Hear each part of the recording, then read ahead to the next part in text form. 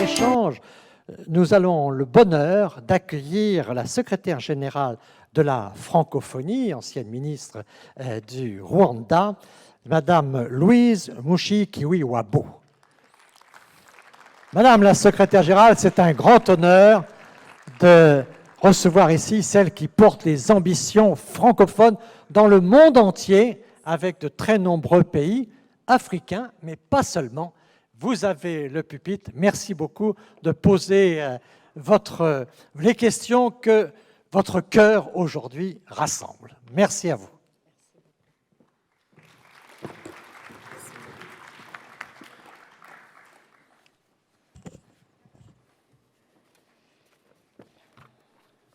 Merci beaucoup, Monsieur le Premier ministre. Merci à la Fondation de m'avoir associée à cette belle conversation. Je n'avais jamais été à Poitiers, ni dans la région, et je reviendrai. Alors, j'ai beaucoup de choses à dire. Je vais essayer d'être disciplinée. Tout d'abord, une très brève introduction de moi-même. Je suis donc Louise Mushikiwabo, un peu plus facile que ma sœur malgache, même si j'avais un professeur d'université qui m'appelait Mitsubishi, qui n'arrivait jamais à se rappeler de mon nom. Je suis rwandaise, je suis née à Kigali, la capitale du Rwanda. J'ai vécu au Rwanda, dans un Rwanda très francophone, à l'époque, ancienne colonie belge, et j'ai quitté le Rwanda pour aller faire mes études aux États-Unis d'Amérique, à l'université du Delaware. Et après cela, j'ai commencé à travailler aux États-Unis, dans la région de Washington, dans le monde des relations publiques, le lobby politique. Ensuite, j'ai travaillé brièvement pour le Fonds monétaire international et après cela, je suis allée travailler pour la Banque africaine de développement, la non-bancaire de l'équipe, en Tunisie avant de rejoindre le Rwanda, mon pays, après un peu plus de 2 décennies. D'abord en tant que porte-parole, ministre de l'Information, et 1 an et demi plus tard, ministre des Affaires étrangères, jusqu'à mon élection à la tête de la francophonie à Erevan en 2018. Et je travaille et je vis en France depuis janvier 2019. Je viens de terminer un premier mandat de 4 ans et je commence un nouveau mandat de 4 ans. Et donc jusqu'à fin décembre 2026. Alors, j'ai été élue à la francophonie avec comme mandat de penser la réforme de l'Organisation internationale de la francophonie qui a eu 50 ans en 2020, en plein Covid, en plein confinement, donc on n'a pas pu vraiment célébrer et réfléchir à notre organisation, mais en même temps, cette période m'a permis d'engager les réformes que j'avais commencées depuis 2019. Alors, l'OIF aujourd'hui et la francophonie, c'est-à-dire nos opérateurs, TV5 Monde, l'Assemblée parlementaire de la francophonie, l'agence universitaire, nos réseaux de la société civile. Nous sommes une organisation qui a commencé en tant qu'agence culturelle et technique. L'OIF est né au Niger, à Niamey en 1970, et avec le tout premier secrétaire général de l'organisation, Boutros Boutros-Ghali, l'organisation est devenue une organisation multilatérale à part entière. Elle avait commencé avec 21 pays Et aujourd'hui, nous sommes 88 États et gouvernements, parce que nous avons aussi des provinces qui sont membres de notre organisation. Nous avons des États, l'État de la Louisiane, par exemple, pas les États-Unis, mais la Louisiane. Nous avons le Québec, en plus du Canada. Nous avons la Wallonie-Bruxelles, en plus de la Belgique fédérale. Donc, nous sommes aujourd'hui en bloc, le deuxième bloc le plus important en termes de membres après les Nations unies. Et nous faisons essentiellement trois choses. Tout d'abord, le rayonnement de la langue française, qui comprend aussi l'enseignement du français, c'est important d'enseigner la langue. Ensuite, le travail politique, surtout, mais pas que, dans les pays du Sud, surtout en Afrique, mais de plus en plus dans d'autres régions de l'espace francophone. Nous sommes impliqués en Europe centrale et de l'Est.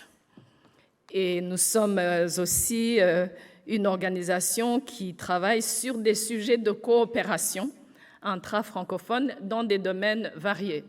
Le numérique, l'éducation des filles, l'entrepreneuriat, l'éducation et le développement durable.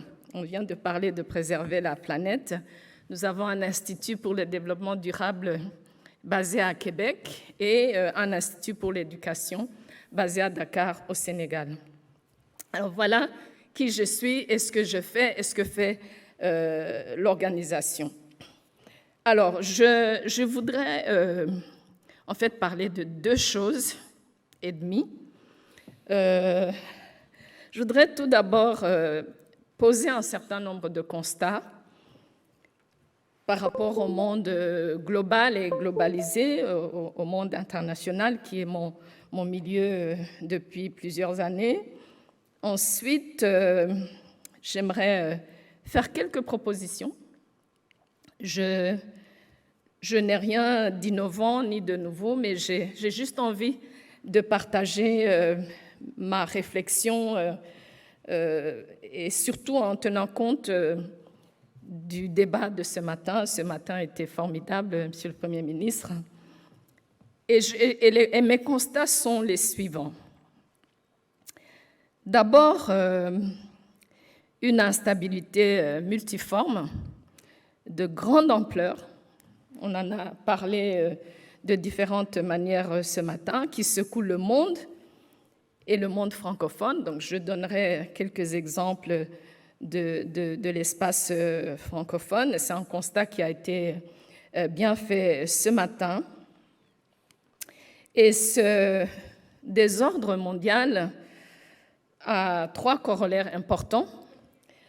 Tout d'abord, une défiance des États et des citoyens vis-à-vis du système international, mondial, et encore plus grave, parce que c'est aussi ce qui est derrière cette suite de coups d'État dans l'espace africain, de l'espace francophone, malheureusement africain, une défiance des populations vis-à-vis de leurs dirigeants.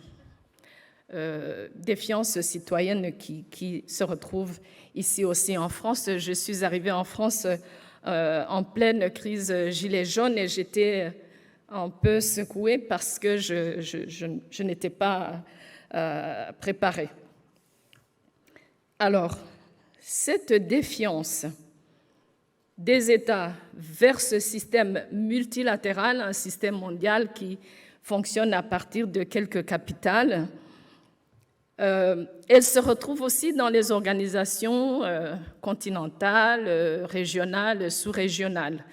Nos citoyens ont de plus en plus l'impression qu'on ne sait pas où on les amène, qu'on ne les écoute pas, et ça crée, si vous voulez, une certaine fébrilité dans le monde.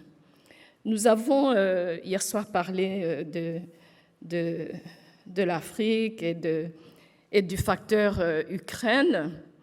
L'Ukraine est arrivée, la crise est arrivée avec déjà un niveau de difficulté sur le continent africain surtout à cause de la période de Covid, qui avait beaucoup affaibli et nos populations, encore beaucoup plus pauvres, mais aussi, et c'était intéressant parce que dans mon organisation, j'ai à la fois les pays du Nord, membres de l'OTAN, membres du Conseil de sécurité des Nations Unies, et les pays intermédiaires et des petites îles de l'océan Indien. J'ai les Seychelles qui ont 70 000 habitants. Donc, la francophonie est un bon laboratoire. Et donc, après la crise Covid, il y a eu immédiatement cette agression russe de l'Ukraine et dans les débats au niveau de l'OIF, l'Ukraine est un membre observateur de l'OIF et aux côtés de l'Ukraine, nous avions donc ces pays de l'OTAN, des pays qui sont très proches et de l'Ukraine et de cette crise, et beaucoup de pays qui d'abord ne comprenaient pas, mais aussi qui nous disaient, puisque j'ai convoqué une réunion ministérielle pour prendre position sur cette crise, même si l'Ukraine est un pays assez éloigné, reste quand même un membre observateur. Et je me suis rendu compte que beaucoup de nos pays ne se comprennent pas. Je vous donne un exemple.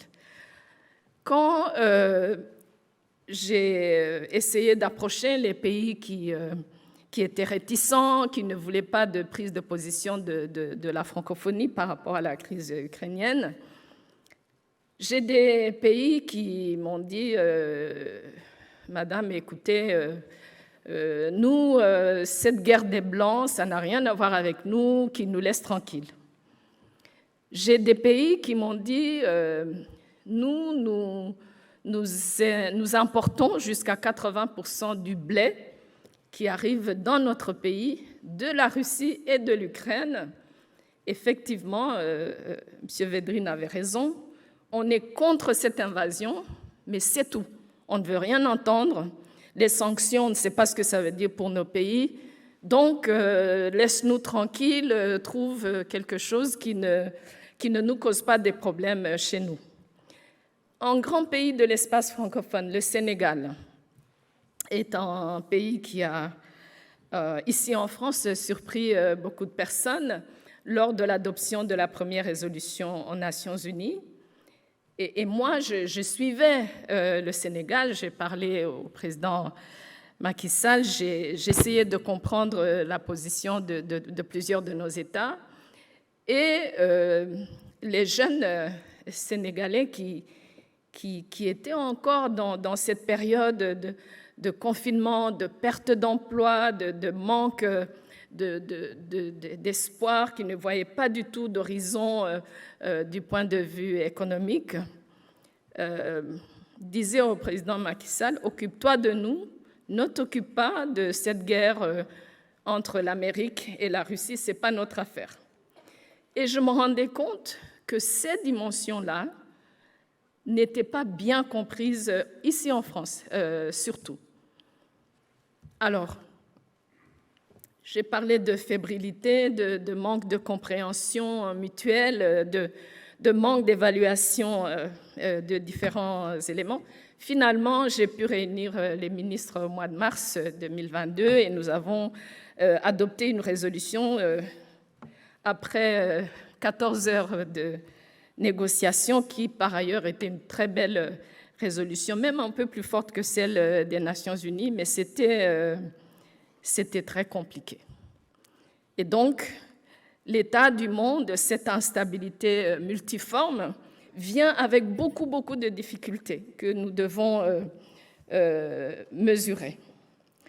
Au-delà de la défiance des États et des populations, qu'on a vu à travers la crise Covid surtout, nous avons ces blocs d'intérêt émergents et qui s'opposent. Parfois, j'ai eu l'occasion, en tant que ministre des Affaires étrangères de participer à une réunion des BRICS à Durban, en Afrique du Sud. Ces pays des BRICS, ces pays des BRIC, parlent de l'Afrique du Sud comme si c'était l'Afrique. Ici en Afrique, voilà, on est arrivé hier ici en Afrique, et nous, les autres Africains, on disait, mais nous, on n'est pas d'ici, en fait, on est africains, mais d'ailleurs. Et ces blocs, les nouveaux Nord-Sud, G7, G20, bientôt G21, BRICS, etc., il y a aussi du travail à faire. Et c'est l'interaction entre ces blocs, entre ces groupes, une interaction basée sur la compréhension mutuelle qui va nous aider à avancer. Troisième corollaire, un bloc qu'on appelle tout simplement le Sud global, et c'est un bloc qui a et qui exprime de plus en plus ses intérêts. Je pense que la notion d'intérêt n'est pas toujours comprise par ceux qui analysent les pays du Sud global. Alors, ces pays se caractérisent aussi par un grand cynisme par rapport au multilatéralisme, aux grands pays, aux pays puissants, et ce cynisme est surtout généré par ce qui est ressenti, et c'est vrai, comme un manque d'équité, un manque de solidarité parfois, on l'a vu pendant la période de Covid, et M. Védrine en a beaucoup parlé aussi, et l'ambassadeur Berman aussi ce matin, ce qui est ressenti comme un instituteur qui parle à ses élèves. Et ce Sud global est une variété, une diversité de pays qui ont chacun leurs forces et leurs faiblesses. Et pour moi, j'appartiens à ce bloc-là. C'est un bloc de pays qui peut faire basculer les choses. Mais il faut une bonne approche, il faut faire sentir à tous ces pays-là qu'ils ont un petit rôle à jouer quelque part. Alors, voici les trois. Maintenant, je voudrais, puisque c'est aussi dans l'actualité, je voudrais parler un petit peu de l'Afrique, qui est mon continent et que je connais le plus.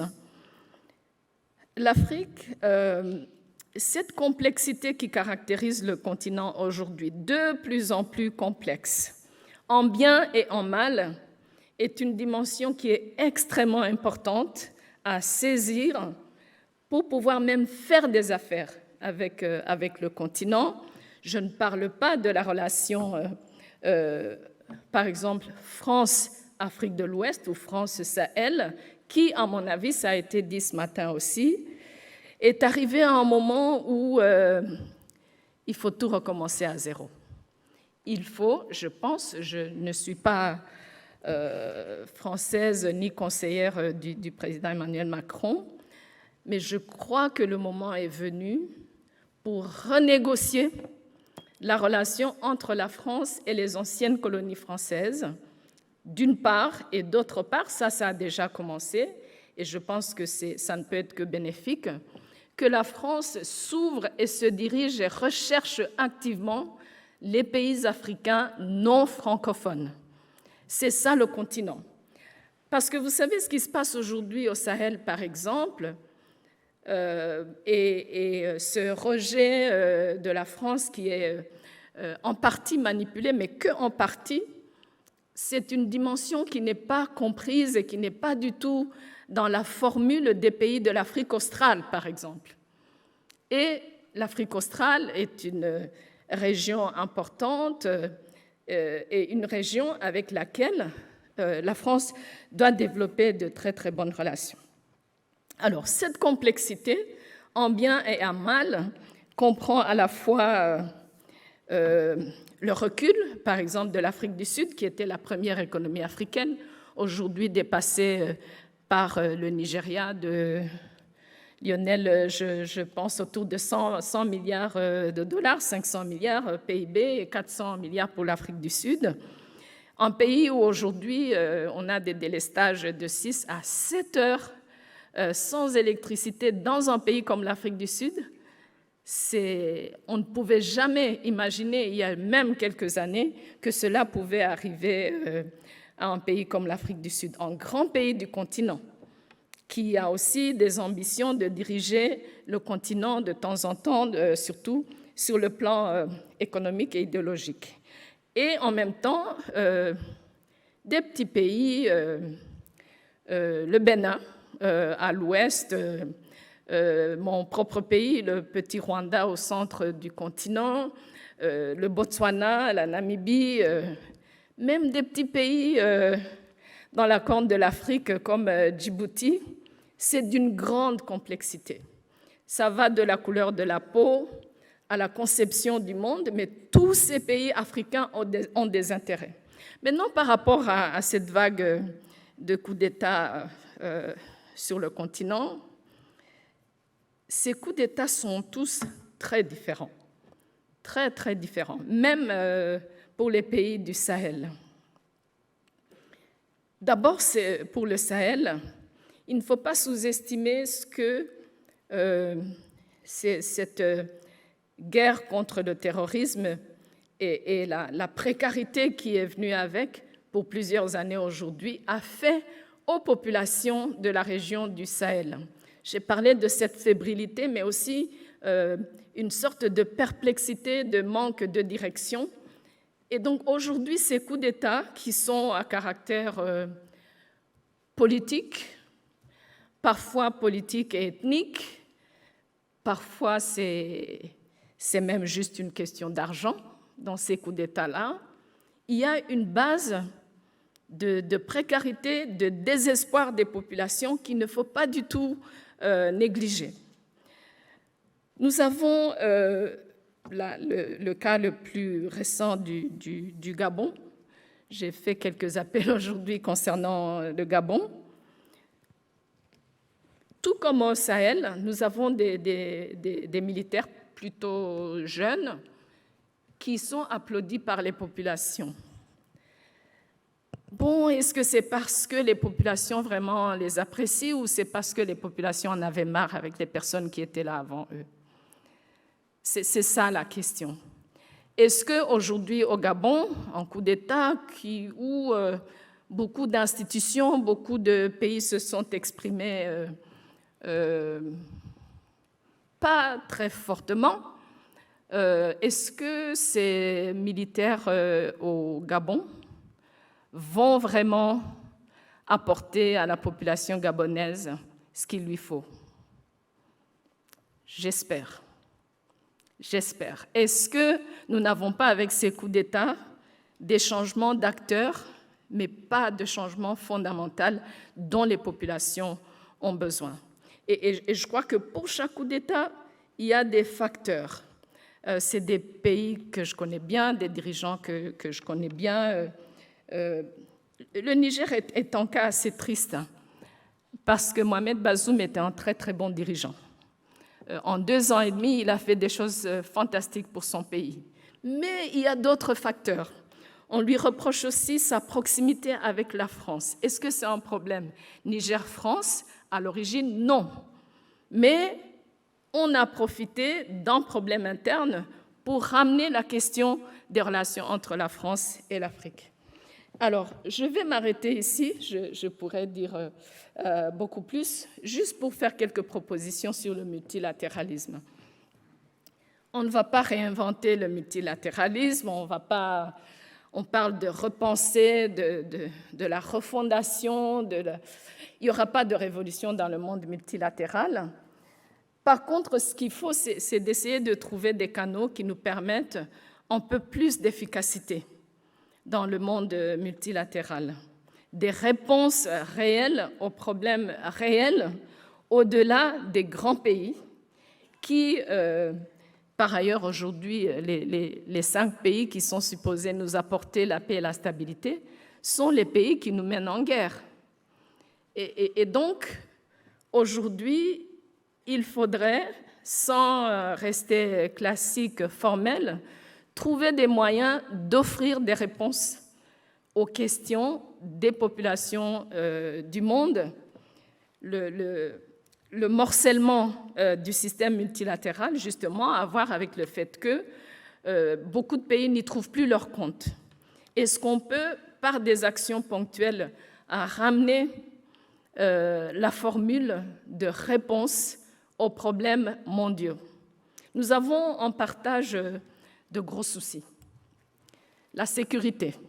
On a parlé du Sahel et du lien entre l'Afrique et l'Europe. Moi, je fais partie du conseil de la Fondation Europe-Afrique. Je crois beaucoup en cette relation parce qu'on est liés à la fois par la géographie et par l'histoire et qu'on peut avoir un avenir commun, mais il faut y travailler.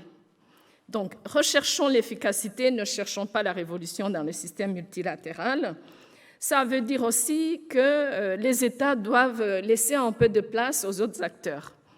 Les États, à eux tout seuls, ce qui est la formule de l'après-1945, ne sont plus capables de trouver des solutions, de résoudre les problèmes, de s'occuper de la planète, de nous apporter la paix et la sécurité, de faciliter le commerce international. Est-ce qu'on peut faire un peu plus de place aux hommes et femmes d'affaires,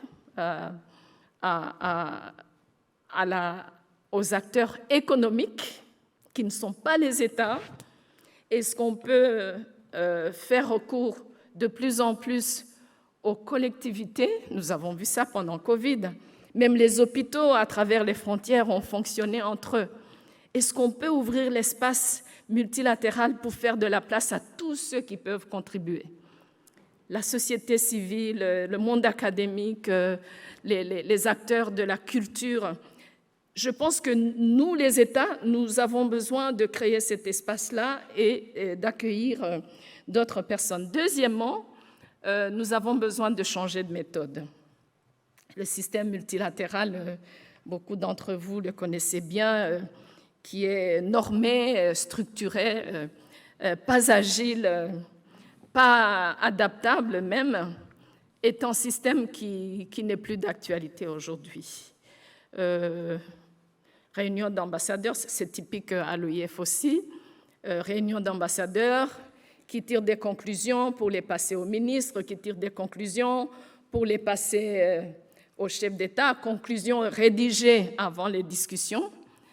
Ce monde-là ne nous servira plus. Il faut changer de méthode, il faut amener d'autres acteurs.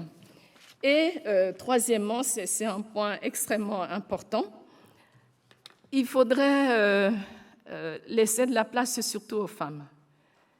Il y a, et c'est un peu l'histoire, il y a cette tendance à impliquer les femmes d'une manière symbolique ou parce qu'il y a un grand événement, ou voilà, ça fait politiquement correct, mais je pense que le système mondial multilatéral, et ça va au-delà des conflits. On parle beaucoup du rôle des femmes dans la résolution des conflits, mais dans la réflexion sur l'avenir. Dans les questions environnementales, nous avons une ancienne ministre formidable de Madagascar qui dans le domaine environnemental, est parmi les meilleurs. Où est-ce qu'elle est dans les discussions qui mènent notre monde multilatéral? Il faut faire la place aux femmes, plus de place aux femmes dans le monde multilatéral. Voilà, je vais m'arrêter là. Encore une fois, en vous remerciant. Qu'est-ce que vous applaudissez là exactement? L'ensemble du discours ou la place aux femmes? La place aux femmes, non? Oui. Oui, c'est ce qui me semblait. Merci beaucoup, Madame la secrétaire générale. Prenez place ici. Merci surtout de ces propositions. On a vu le diagnostic qui est quand même très, très important et les complexités de l'Afrique.